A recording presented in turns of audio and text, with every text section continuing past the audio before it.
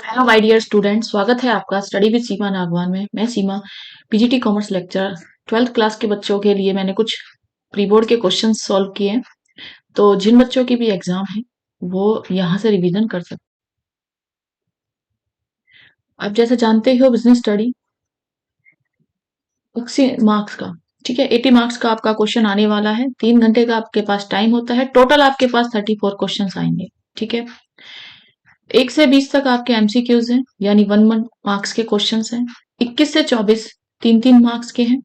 उसके बाद आपके सभी प्रश्न जो होंगे वो 4 मार्क्स के होंगे, ठीक है। कौन से? 25 से 30 तक। 31 से 34 तक 6 मार्क्स के होंगे।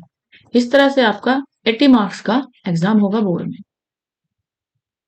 20 मार्क्स आपके प्रोजेक्ट और प्रैक्टिकल के लग चुके हैं, ठीक है। बाकी अब आपको यहाँ पे 27 वाला सभी को पता है, यहाँ पे पासिंग है और यहाँ से भी नंबर मिलेंगे तब आप 33 वाले पास, ठीक है। तो 6 मार्क्स आपको यहाँ भी 12 में 20 से चाहिए। ये आपके पासिंग मार्क्स हैं। बाकी बिजनेस स्टडी में हायर स्कोर काफी अच्छा होता है, काफी इजी सब्जेक्ट है। क्वेश्चन किस तरह से आएंगे, किस तरह से आपको करने हैं, चलिए स्टार्ट करते हैं। होता है dividend per share is associated with. Dividend अगर पर शेयर आप देखो तो किसके साथ एसोसिएट होता है? High earning, high cash flow, unstable earning, higher growth opportunity. High earning, high cash flow, stable earning या high growth opportunity. High earning, high cash flow, stable earning या लोअर ग्रोथ अपॉर्चुनिटी, या आपका high earning, low cash flow या stable earning and lower growth opportunity. तो right answer आपका क्या है? जो आपका डिविडेंड है उस पे आप high earning, high cash flow और स्टेबल अर्निंग ढूंढते हो एंड लोअर ग्रोथ अपॉर्चुनिटी, ठीक है। तो सी आपका राइट आंसर हो जाएगा। कौन सा आंसर राइट हो जाएगा आपका? सी आपका राइट आंसर हो जाएगा। Next question. Saumya decided to start a business of selling dress material for her house. अब सौम्या ने क्या किया है, केस स्टडी से क्वेश्चन लिया हुआ है, बिजनेस स्टार्ट किया है, वो ड्रेस मटेरियल बेच रही है, ठीक है, फ्रॉम हर हाउस, अपने घर से ही। She did various online survey to find out about the preferences of prospective customer. अब उसने यहाँ पे सर्वे भी किया है कि किस तरह से वो कस्टमर्स को फाइंड आउट करेगी। Based on this she prepared a detail analysis of the business. इसके लिए उसने एनालिसिस किया है बिजनेस का डिटेल में। She then made important decisions, including deciding about the features, quality, packaging, labeling, branding. सारी चीजों के बारे में उसने अच्छे से डिसीजन तभी लिया है, सभी फैक्टर्स को देख के। Of dress material, identify elements of marketing mix above discuss. तो मार्केटिंग मिक्स का आपसे पूछा हुआ है, उसने क्या किया है? प्रमोशन किया है, प्राइस है, प्रोडक्ट या फिर प्लेस। तो राइट आंसर आपका क्या हो जाएगा? राइट आंसर हो जाएगा आपका प्रोडक्ट, ठीक है। उसने किसके बारे में डिटेल की है? मार्केटिंग मिक्स में क्या है? तो प्रोडक्ट, कि किस तरह से वो अपने प्रोडक्ट को बेच पाती है, क्योंकि प्रोडक्ट की क्वालिटी के बारे में उसने देखा है, ठीक है। उसकी पैकेजिंग, प्रोडक्ट की लेबलिंग है, प्रोडक्ट का ही ब्रांडिंग है, ठीक है। यहाँ पे अगर बेचने के तरीके होते तो प्रमोशन होता, अगर प्राइस की बात की होती तो प्राइस होता, और बेचना कहाँ पे है इस चीज के बारे में होता तो प्लेस होता। फिलहाल राइट आंसर आपका प्रोडक्ट हो जाएगा, ठीक है, product.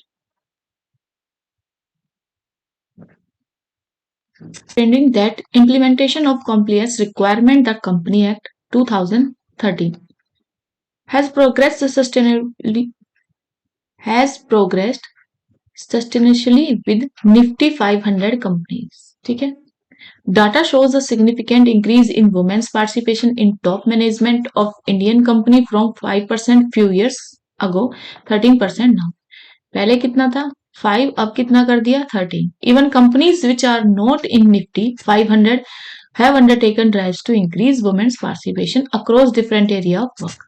This is because of government had announced that it would support with companies. Identify dimensions of business environment, discuss above which brought about the changes. तो यहाँ पे जितने भी चेंजेस हुए हैं बिजनेस एनवायरनमेंट से, ये क्वेश्चन है, आपको याद होना चाहिए कि 5 आपके होते हैं। पेस्टल करके मैंने याद भी करा रखे हैं बच्चों को। पी फॉर पॉलिटिकल, इससे पहले वाली प्लेलिस्ट से वीडियो आप देख सकते हो, ठीक है। प्लेलिस्ट में जाइए, वहां 12th क्लास के लिए बिजनेस स्टडी की वीडियो है, वहां आप देख सकते हो। मैंने पेस्टल करके याद करा। पॉलिटिकल, ई फॉर इकोनॉमिक, ठीक है, S for social, T for technology और एल फॉर लीगल। तो यहाँ पे किस चीज की बात की जा रही है, आपसे क्वेश्चन पूछ रहा है। तो यहाँ पे पॉलिटिकल एनवायरनमेंट की बात हो रही है। किस चीज की बात हो रही है? पॉलिटिकल एनवायरनमेंट की। ठीक है।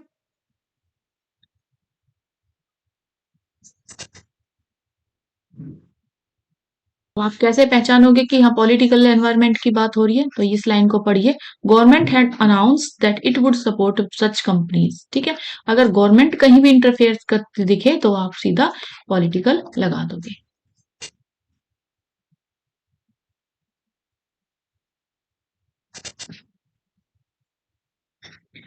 नेक्स्ट देखिए, इन मार्केटिंग व्हाट डज स्वॉट analysis help a company to assess? स्वॉट का आपको पता ही होना चाहिए। एस फॉर स्ट्रेंथ होती है कि आपके पास क्या क्या ताकत है। डब्ल्यू फॉर वीकनेस कि आपके पास कुछ कमजोरियां भी होती है।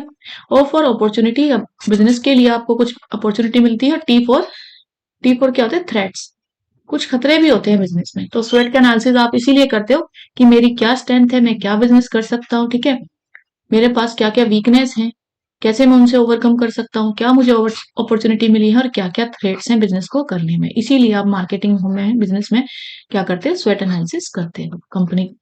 तो अब यहाँ पे क्या आ जाएगा? प्रोडक्ट प्राइसिंग है, कस्टमर फीडबैक या मार्केट ट्रेंड्स या इंटरनल या एक्सटर्नल फैक्टर।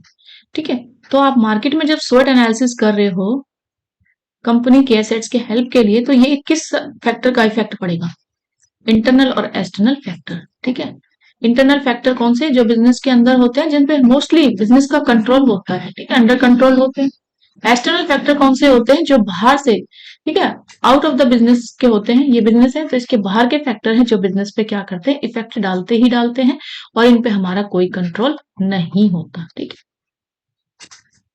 नेक्स्ट देखिए, for the following statement choose the correct options. The capital market deals in medium and long term securities such and as equity, shares, debenture. जो capital market है वो किस में deal करती है? Medium, medium आपका हो गया 3 से 5 साल लगा लो, और लॉन्ग टर्म टाइम हो जाता है 5 से 20। ठीक है, शॉर्ट टर्म आपको पता ही है 1 साल के अंदर के टाइम को बोलते हैं। सच एज इक्विटी, शेयर्स और डिवेंचर्स। दूसरा ऑप्शन है आपका, स्टेटमेंट दी हुई है, money market instruments have a maximum tenure of up to 1 year and may even be issued for a single day. Single day के लिए भी इशू कर सकती है और मैक्सिमम 1 साल के लिए, तो ये मनी मार्केट कहलाएगी। और कैपिटल मार्केट कौन सी होती है? मीडियम टाइम या फिर लॉन्ग टर्म के लिए आपकी इक्विटी, शेयर्स, डिवेंचर इशू कर सकती है। तो राइट आंसर आपका क्या हो जाएगा? दोनों ही स्टेटमेंट आपकी करेक्ट है। ठीक है, दोनों ही करेक्ट है। तो ये both first and second are correct. ठीक है, आप जानते हो कैपिटल मार्केट में जब भी आपको पैसा चाहिए तो वो आपको मीडियम टर्म और लॉन्ग टर्म दोनों के लिए देगी। जब भी आपको 1 साल तक के लिए चाहिए या सिंगल एक दिन के लिए भी पैसा किसी से उधार चाहिए तो वो मनी मार्केट होती है। ठीक है, अब ऑप्शन आपको दिए हुए थे कि स्टेटमेंट फर्स्ट करेक्ट है या सेकंड नॉट करेक्ट, तो हमारी दोनों ही करेक्ट है, तो ये तो होगा नहीं। डी आपका दिया था कि both statement A and second are not correct, तो ये भी नहीं हो सकता क्योंकि हमारी दोनों ही करेक्ट है, तो सी आपका राइट आंसर है। ठीक है, इस तरह से आपको वहां सोचना है।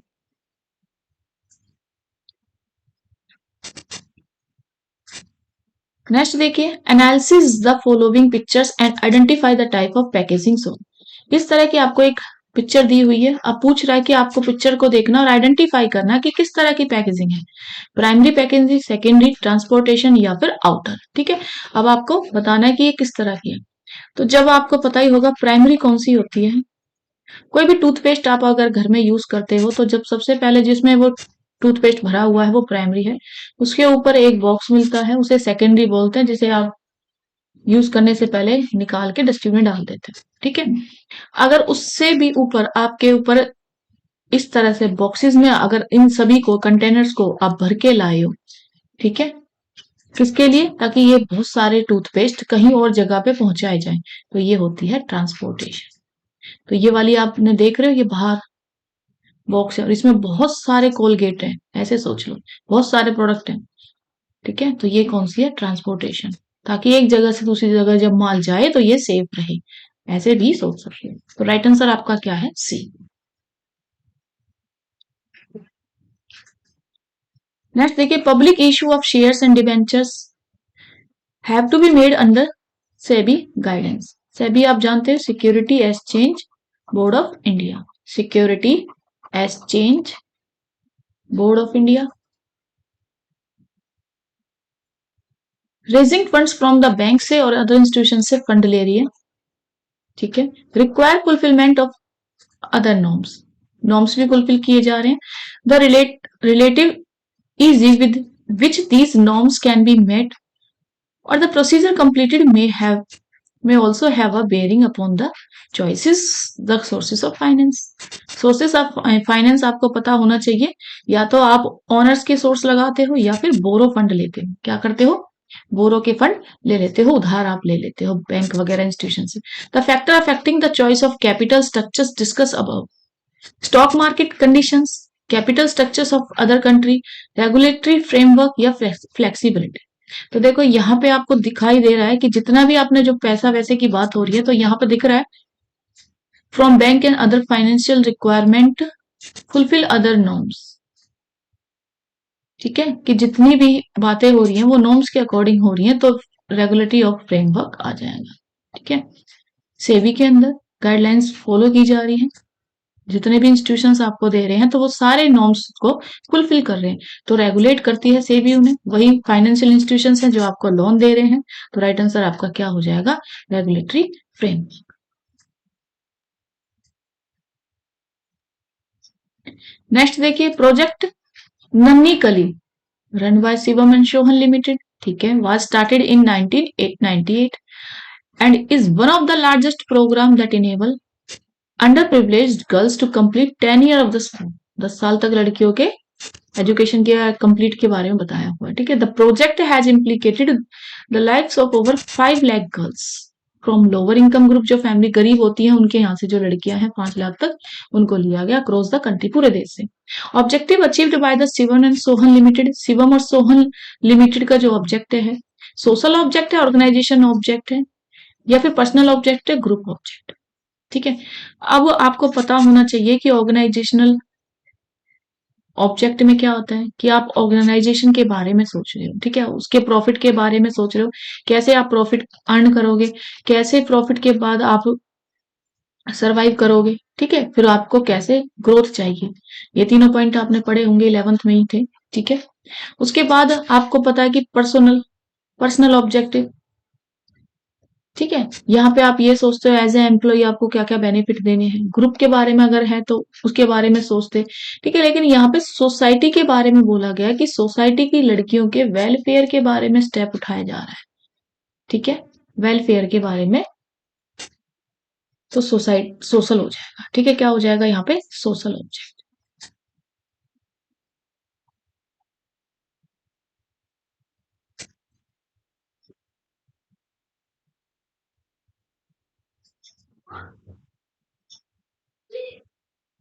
नेक्स्ट देखिए, for the following statement choose the correct option. Statement एक, standardisation ensure the buyers the goods conform to the predetermined standard of quality, price, packaging, reduce the need of inspections, testing, evaluation the product, ठीक है।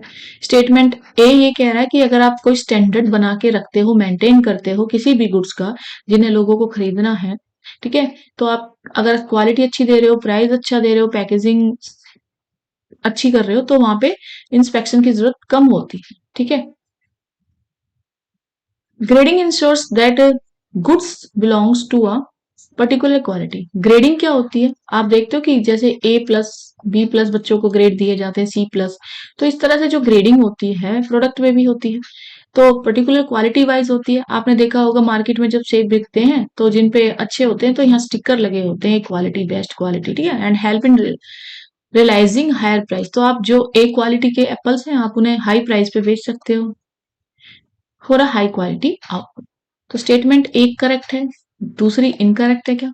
Statement दूसरी भी correct है लेकिन पहली incorrect है।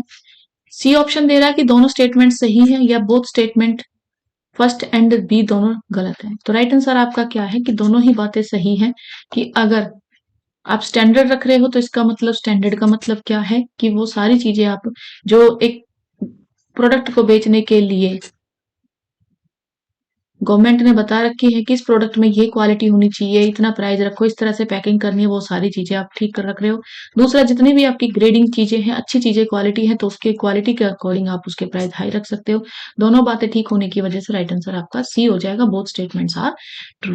Next देखिए,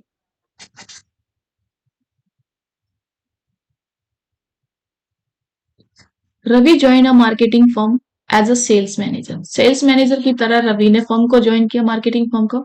on his first day in the company, first day था उसका कंपनी में, ड्यूरिंग द ओरिएंटेशन प्रोग्राम था, CEO of the company told Ravi that he will have to simultaneously perform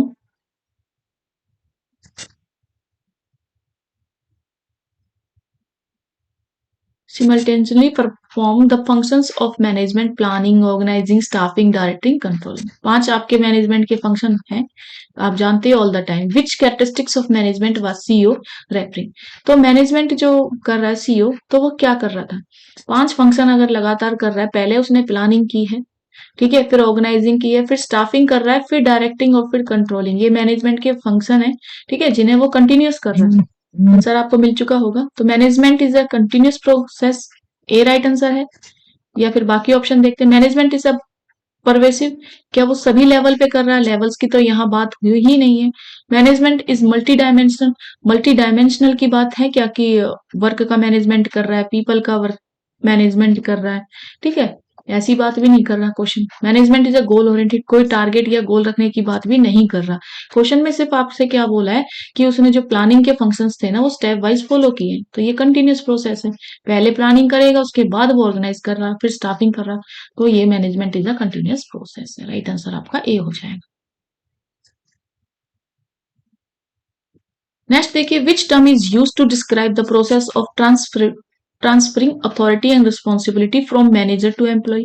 अगर मैनेजर अपनी जिम्मेदारी, ठीक है, रिस्पॉन्सिबिलिटी और अथॉरिटी दोनों मैनेजर अपनी एम्प्लॉइयों को दे रहा है, तो ये कौन सा प्रोसेस कहलाए, सेंट्रलाइजेशन। सेंट्रलाइजेशन में तो वो अपने हाथ में सारी पावर पोजीशन रखता है, किसी को कुछ नहीं देता, ठीक है, तो ऐसा तो कुछ नहीं है। डेलीगेशन, क्या वो सारी पावर और ये सब डेलीगेट कर रहा है, जब वो अथॉरिटी के साथ साथ, रिस्पॉन्सिबिलिटी के साथ साथ अथॉरिटी भी ट्रांसफर कर रहा है, तो इसे डेलीगेशन ही कहते हैं, कि तुम इसको काम करो, रिस्पॉन्सिबिलिटी तुम्हारे काम होता है या नहीं, और इसके लिए मैं तुम्हें पावर भी दे रहा हूँ, ठीक है, तो ये क्या है, डेलीगेशन है।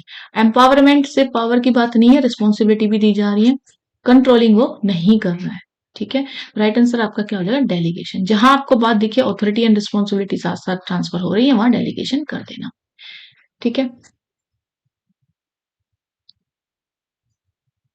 नेक्स्ट देखिए, planning is closely connected with dash and dash. Planning किससे कनेक्ट है, रिस्पॉन्सिबिलिटी एंड अकाउंटेबिलिटी, ये आपका डेलीगेशन हो सकता था, ठीक है, डेलीगेशन, तो यहाँ तो नहीं हो सकता। डेलीगेशन एंड डिसेंट्रलाइजेशन की बात ही नहीं की है, क्योंकि यहाँ पावर पोजीशन की तो वो बात ही नहीं कर रहा, सिर्फ प्लानिंग को कह रहा है कि किसके क्लोज होती है। स्टेबिलिटी एंड सिक्योरिटी, प्लानिंग में स्टेबिलिटी सिक्योरिटी नहीं होती। प्लानिंग आप कब करते हो, आप जब करते हो प्लानिंग, तो कुछ तो क्रिएटिव करोगे, कुछ इनोवेटिव करोगे, ठीक है, थोड़ी सी क्रिएटिव होनी चाहिए, लोगों से अलग होनी चाहिए, और कुछ नई होनी चाहिए, नई प्लानिंग होगी, ठीक है, न्यू होगी, इनोवेटिव आइडिया होंगे, कुछ नयापन होगा, तो ही आपकी प्लानिंग है, ठीक है। तो राइट आंसर आपका डी हो जाएगा। नेक्स्ट देखिए,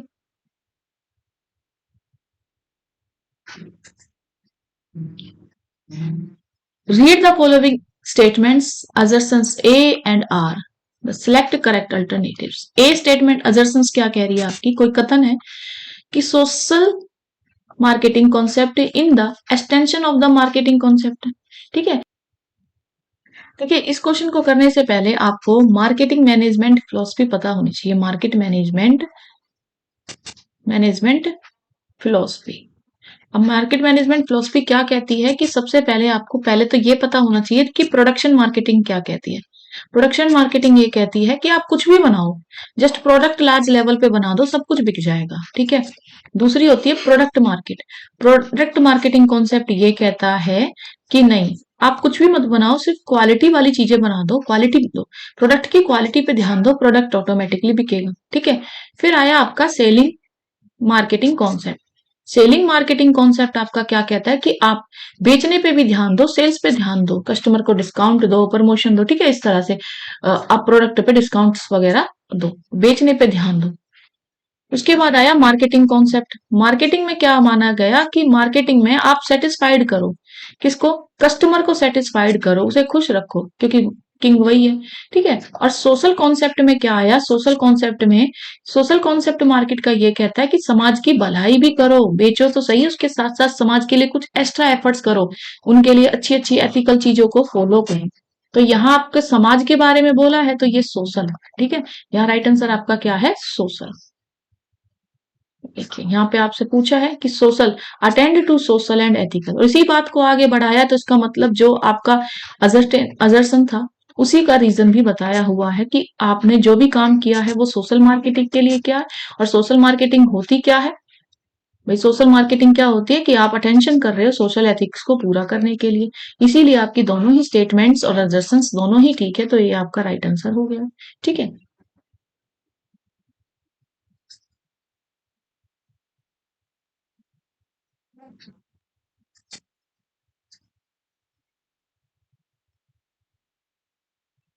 नेक्स्ट देखिए, the nature of relations of our country with foreign countries is a major elements of which of the following components of the business environment.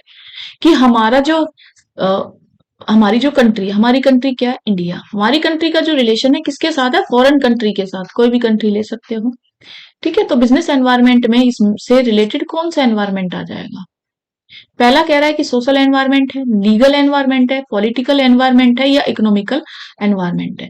तो भाई सोशल में क्या होता है, समाज की भलाई भलाई, ठीक है, सोसाइटी के लिए कुछ करना, ऐसा तो दिख नहीं रहा। लीगल एनवायरनमेंट क्या होता है आपका कि कोई एक्ट बना दिया, जैसे 1956 कंपनी एक्ट पहले बना, फिर 2013 बना, ऐसी भी कोई बात नहीं है। इकोनॉमिकल एनवायरनमेंट क्या है कि इन्फ्लेशन आ रहा है, कोई तेजी हो रही है, सारे प्राइस हाई हो रहे हैं, या डिफ्लेशन हो रहा है कि सारे प्राइस कम हो रहे हैं, ऐसा भी कुछ नहीं है। पॉलिटिकल एनवायरनमेंट है कि आपके कंट्री के जो नेता है वो दूसरे लोगों से मिल रहे हैं, रिलेशंस बना रहे हैं। रिलेशन अपने आप तो बनता नहीं है, आपके पीएम जा रहे होंगे उसके पीएम से मिलेंगे, ठीक है। तो यहाँ गवर्नमेंट का रोल है, तो पॉलिटिकल एनवायरनमेंट हो जाएगा, ठीक है। इस तरह से आपको सोचना है। नेक्स्ट देखिए, resident welfare association, RWA. RWA वाले कौन से होते हैं, रेजिडेंशियल, जहां आप रहते हो ना, आपकी भलाई के लिए कुछ लोग जुड़े होते हैं, एक, ठीक है, ऑर्गेनाइजेशन बना लेते हैं कि वो दिन रात आपकी भलाई के लिए, आपके वेलफेयर के लिए काम करते हैं, ठीक है। सोसाइटियों में या फ्लैट्स में ऐसा ही होता है। Of Noida sector 15 decided to organise Diwali mela of the eve of Diwali. Diwali के ओकेशन पे दिवाली मेला को ऑर्गेनाइज करने के लिए they listed all the activities, सारी एक्टिविटी लिस्टेड की, group them as per their nature, जैसा नेचर था ग्रुप बनाए, and assign the duties activities of the assign the activities duties of different people of their association. अलग अलग लोगों को उनके अकॉर्डिंग ड्यूटीज बांट दी। After completion of the mela, mela complete हुआ, they found that it was not a success, वो mela success नहीं हुआ। क्यों नहीं हुआ, वाइल एनालिसिस द रीजंस, जब उन्होंने रीजन जाना, प्रेसिडेंट ऑफ आरडब्ल्यूए, जो प्रेसिडेंट मतलब जो मेन पर्सन था आरडब्ल्यूए का, found that the major allocations of work was not enough in the organisation, कि सिर्फ काम को बांट देना, एलोकेट करना ही इनफ नहीं था। He found that an important steps in organizing process was missing, कि ऑर्गेनाइजिंग का जो मेन प्रोसेस है वो तो हमने मिस ही कर दिया। Identify that step from the following, कौन सा स्टेप उन्होंने मिस कर दिया उसे आपको ढूंढना है। असाइन द ड्यूटी, असाइन तो ड्यूटी उन्होंने की थी, जब असाइन ड्यूटी की तो ये तो नहीं हो सकता, ठीक है, असाइन ड्यूटी तो आपका नहीं हो सकता।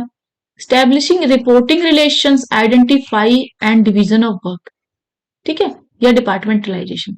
तो उन्होंने आइडेंटिफाई और डिवीजन ऑफ वर्क तो किया था, यहाँ लिखा हुआ है कि डिफरेंट डिफरेंट पीपल को उनके अकॉर्डिंग काम दे दिया, ठीक है। डिपार्टमेंटलाइजेशन भी किया था, तभी तो काम अलग अलग डिपार्टमेंट को बांटा। तो उन्होंने क्या नहीं किया, उन्होंने स्टैब्लिश रिपोर्टिंग और रिलेशंस नहीं बनाए कि कौन किसको रिपोर्ट देगा, ये सब चीजें क्लियर नहीं की, जिसकी वजह से वो मिशन फेल हो गया था। तो राइट आंसर आपका बी हो जाएगा।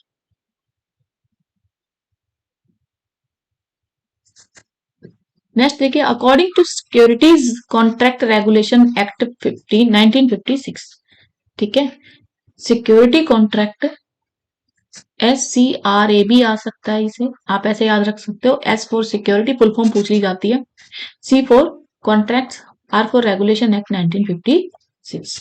इंडिविजुअल वेदर इनकॉर्पोरेटेड और नॉट, ठीक है, इंडिविजुअल है, कॉर्पोरेटेड है, नहीं है। Constitution the purpose of the assisting, regulating और controlling the business of selling and dealing in security. Securities में जब आप डील करते हो, बेचते हो, ठीक है, तो ये क्या होता है, money market, capital market, financial market या स्टॉक एक्सचेंज। मनी मार्केट आपको उधार देती है, वो भी शॉर्ट टर्म के लिए, इससे पहले क्वेश्चन में बताया एक दिन के लिए या एक साल के लिए, ये तो होगा नहीं। कैपिटल मार्केट आपको मीडियम टर्म के लिए उधार दे रही है, मीडियम टर्म हो रहा है या लॉन्ग टर्म लोन वगैरह दे रही है, इश्यू ऑफ आपको इश्यू कर रही है, इक्विटी, डिबेंचर्स, तो ये सब बातें तो इसमें है ही नहीं। फाइनेंशियल मार्केट के ये दोनों पार्ट हैं, फाइनेंशियल मार्केट की भी बात नहीं है। यहाँ पे डील जो हो रही है, ये देखिए, सिक्योरिटी में डील कर रहे हो आप, ठीक है, तो स्टॉक एक्सचेंज, राइट आंसर आपका क्या हो जाएगा, स्टॉक एक्सचेंज। नेक्स्ट देखिए, the increase in the demand for the many Ayurvedic medicine है आपके पास, उनकी डिमांड को इंक्रीज करना चाहते हो, ठीक है। Health product and services in the past few month, पिछले महीने की कुछ हेल्थ प्रोडक्ट और सर्विसेज अगर देखी जाए, is related the need of the building immunity and an increase awareness for the health care due to the spread of corona virus, ठीक है, कोरोना वायरस फैला हुआ था, तब आपकी इम्यूनिटी को स्ट्रॉन्ग करने के लिए कुछ अवेयरनेस फैलाई जा रही है। Identify the features of business environment, यहाँ क्या बिजनेस है आपका, कौन सा बिजनेस है, ये आपको देखना। स्पेसिफिक एंड जनरल फोर्सेज है, स्पेसिफिक कुछ बताया या जनरल फोर्सेस नहीं, रिलेटिविटी नहीं, डायनेमिक कोई एनवायरनमेंट चेंज हो रहा है नहीं, तो ये क्या है, ये क्या है, इंटर रिलेटेडनेस। इंटर रिलेटेडनेस क्यों है, क्योंकि आप क्या कर रहे हो कि आपके पास इंक्रीज हुई है डिमांड आयुर्वेदिक मेडिसिन की, ठीक है, तो आयुर्वेदिक जो मेडिसिन है वो आपके हेल्थ प्रोडक्ट है। अब आप क्या कर रहे हो, लोगों को क्या कर रहे हो कि हेल्थ केयर के बारे में बता रहे हो, कोरोना वायरस में कैसे, अब उनको जितना बताया है आपने उसी की वजह से तो आपकी डिमांड इंक्रीज हुई है, ठीक है, तो इंटर रिलेटेडनेस है, ठीक है।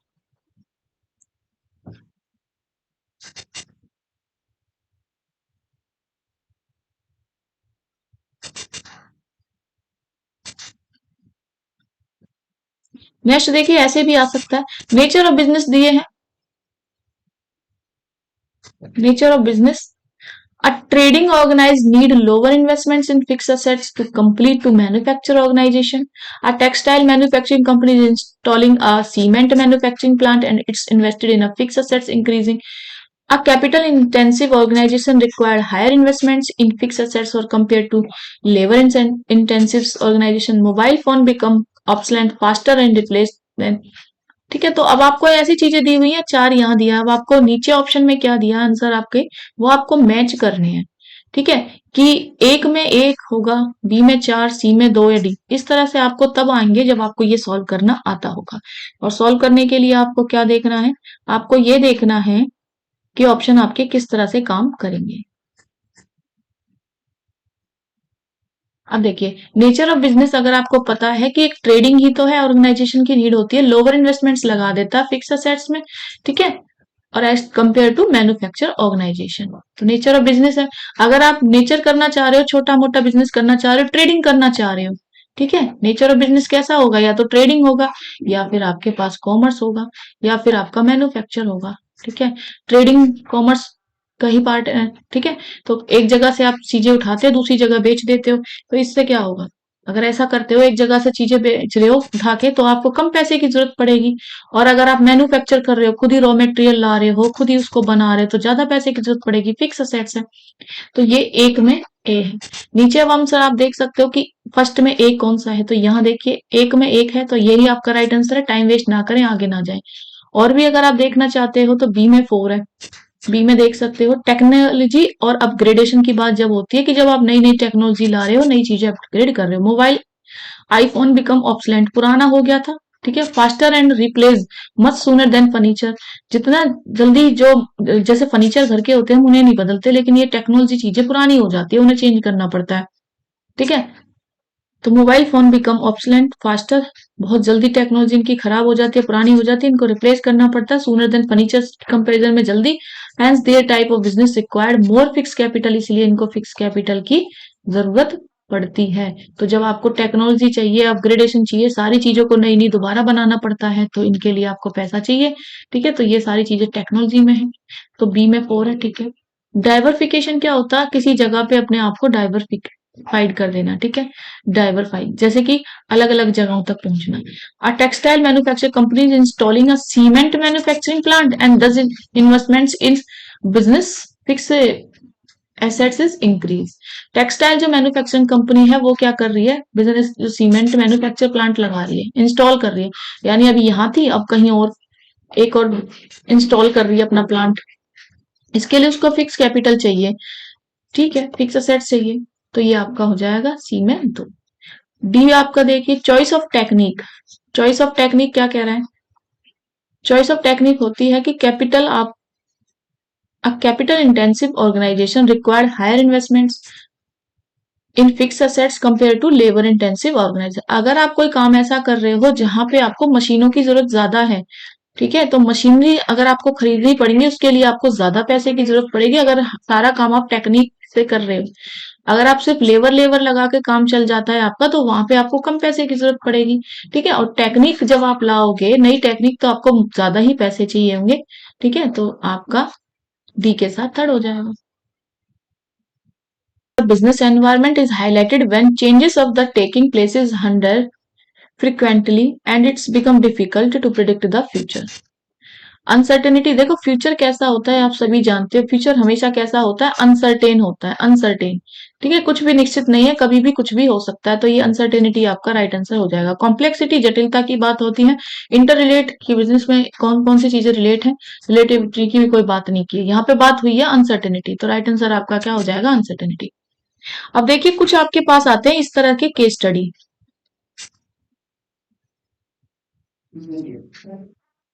Question number 21।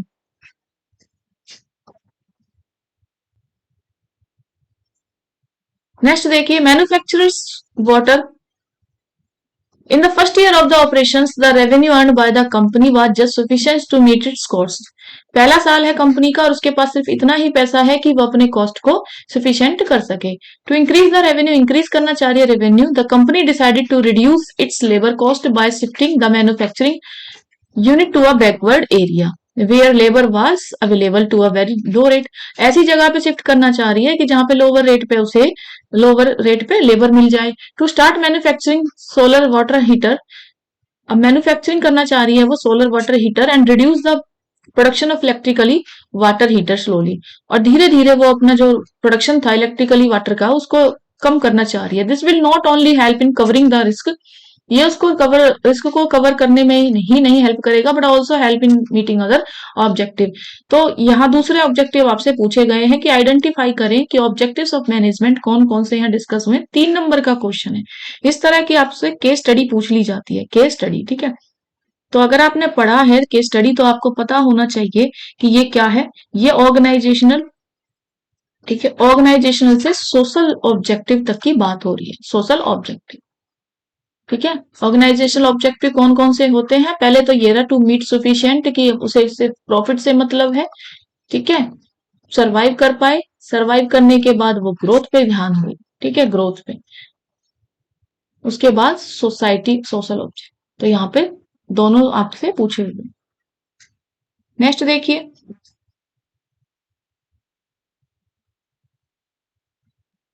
State any 5 points and highlight the importance of controlling functions of management. यहाँ आपको कंट्रोलिंग के कोई भी 5 फंक्शंस आपको बताने हैं। ठीक है, कंट्रोलिंग काफी इंपॉर्टेंट है, ये हमेशा यहाँ से आता है। इंपॉर्टेंस ऑफ कंट्रोलिंग के आपको कोई भी पॉइंट आप बता सकते हो, कौन कौन से होते हैं इंपॉर्टेंस ऑफ उसके। सबसे पहले आप क्या करते हो? अकम्प्लिशिंग, अकम्प्लिशिंग ऑर्गेनाइजेशन गोल। ठीक है, सबसे पहले ऑर्गेनाइजेशन के गोल आप करते हो अकम्प्लिश। ठीक है, कि ऑर्गेनाइजेशन में आपके गोल क्या है। फिर आप क्या मेकिंग करते हो, फिर क्या बनाओगे आप? उसके बाद मेकिंग करोगे इफिशिएंट यूज ऑफ रिसोर्सेज। ठीक है, कि आपको फिर उसके अकॉर्डिंग रिसोर्सेज चाहिए। पहला पॉइंट आपको एक्सप्लेन करना अच्छे से। दूसरा पॉइंट, नाउ थर्ड पॉइंट आप क्या बताओगे कि एंश्योर करोगे, एंश्योरिंग ऑर्डर एंड डिसिप्लिन, कि आपके बिजनेस में क्या क्या और काम कैसे कैसे चल रहा है। ठीक है, तो ऑर्डर और डिसिप्लिन, ऑर्डर डिसिप्लिन एंश्योर करने के बाद आप क्या करते हो? इम्प्रूव करो, एम्प्लॉय को मोटिवेट करो। ठीक है, इस तरह से भी आप याद रख सकते हो स्टेप वाइज भी, और या फिर आपको पैसे भी याद होने चाहिए। ठीक है, फिफ्थ पॉइंट आप क्या लिख सकते हो? Judging accuracy of standard, accuracy of standard. और भी आप लिख सकते हो कि फैसिलेटिंग, 6 पॉइंट और मैं बता रही हूँ अपनी तरफ से। फैसिलेटिंग, जो भी आपको याद हो एग्जाम में, फैसिलेटिंग कोऑर्डिनेशन, कोऑर्डिनेशन इन एक्शन। तो 6 पॉइंट आपको मैंने बता दिए हैं, इनमें से आपको कोई 5 लिखने हैं। ठीक है, ये 3 नंबर का क्वेश्चन आपसे पूछा हुआ है, इस तरह से आपको इसे सॉल्व करना है। नेक्स्ट देखिए, describe briefly the relations between planning and controlling. काफी इंपॉर्टेंट क्वेश्चन है, हर बार आता है। प्लानिंग और कंट्रोलिंग में क्या क्या रिलेशनशिप है, कोई 3 पॉइंट आपको इसमें बता देंगे।